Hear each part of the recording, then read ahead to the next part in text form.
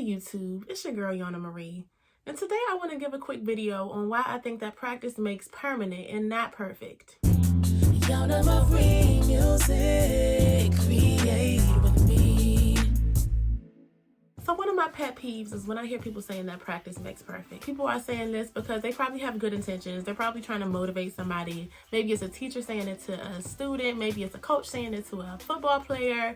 I get that they have good intentions, but sometimes those good intentions can be a little bit toxic when you're trying to get somebody to practice something to perfection. You can't practice to the point of perfection. And the first reason I want to say you can't is because let's say you're practicing wrong. If you're practicing something wrong, you might be doing things that are good. It might be sounding good to somebody. In the case of music, let's say you're practicing singing. You're doing it over and over because you think it sounds good, but you didn't go to a professional. You didn't get any voice lessons. You started doing this for years, and then you go to somebody and they tell you this is wrong, and it's really hard for you to unlearn because you made that permanent, but it wasn't necessarily perfect. Now, I personally am struggling with something that I practiced from a very young age. When it comes to singing, I practice my breath support all wrong. When I breathe for singing, I breathe in the wrong way. I breathe in by sucking my stomach in naturally because a lot of people do that naturally. And sometimes it calls for it, but in the music world, you're supposed to breathe in by expanding your stomach. Now, I've been singing for like over 20 years now, and I learned that I did it wrong maybe 10 years ago, but I'm still trying to unlearn that error because I spent so much time practicing in my own room without a professional voice teacher, trying to do my own thing. Yes, it sounded good. Yes, other people told me it sounded good, but I was actually going about it wrong. And I made that practice permanent. Did it become perfect? No. Did it sound good? Sure. Was it good for me over time? Not at all. So this is going to bring me to my second point. Instead of thinking that practice will bring you perfection, know that practice will bring you some type of permanency. Now, it can bring you that when you're doing something wrong. It could be something that you need to unlearn, or something that maybe you won't be able to unlearn because you practice it, you ingrained it into the way that you do things so harsh, you won't be able to unlearn it. So that's a permanent thing you're stuck with. You need to be careful with how you're practicing. The one thing you do want to be permanent with in terms of your practicing is your consistency. I'm not saying that you should stop practicing. Practicing is a really good thing, but I just want you to consider how you're going about practicing.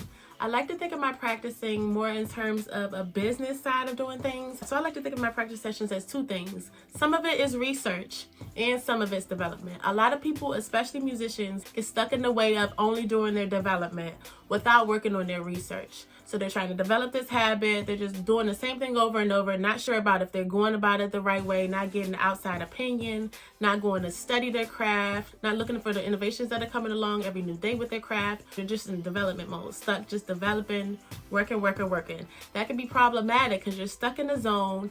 Things change. You might have got the wrong information. Your old information that was good might have gotten debunked. It's more than just about developing your craft. You need to also get used to the idea of research. Think about all the people you can network with, the professors you can learn from, new developments that are happening, getting feedback from people you don't know. All of that will feed into your practice and make your practice way more productive than if you were just doing your development alone. So practice is great, but don't just get stuck in a bubble of practicing over and over without having context of the big picture. My last point is simple, and it especially applies to people in the music world. Perfection is overrated. Perfection is for robots.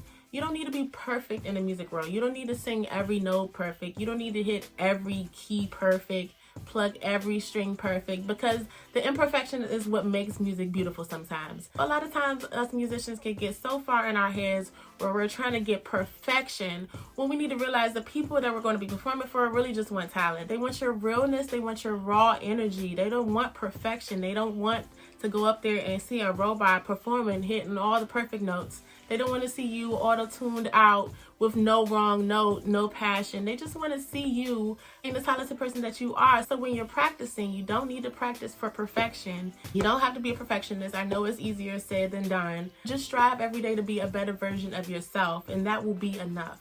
Because at the end of the day, your true fans can appreciate your flaws, and that'll help them connect to you even more. So thanks for tuning in, and subscribe if you like my content. Check out YonaMarieMusic.com for more tips and updates. I'll see you next time.